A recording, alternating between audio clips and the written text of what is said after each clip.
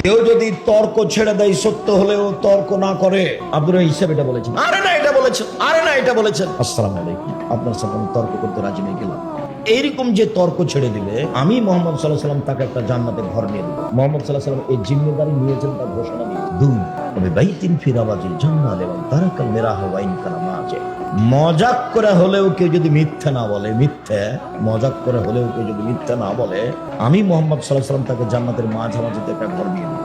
তিন, আলাল জান্নাত লিমান হাসানা খুলুকাহু, যে তার চাল চলনকে ভালো করলো, আমি তাকে জান্নাতুল ফেরদাউস নিয়ে দেব। চাল চলন কি জিনিস? কেন চাল চলন তো বুঝি, ওই যে স্বভাব ভালো, ছেলেটা খুব ভালো, ব্যবহার খুব ভালো, ছেলেটা খুব লুতুবে নরম কথা বলে, ছেলেটা খুব ভালো, এই যে ভালো চাল চলন। ওর কথা বলছি গোমর খটা, দুনিয়ার বদ, আর মুখ কত খারাপ, ওকে দেখতে মন চায় না, বলে না মানুষে, এই যে মানুষ ভালো মন্দ বুঝবে, এটাই হলো ভালো চাল চলন।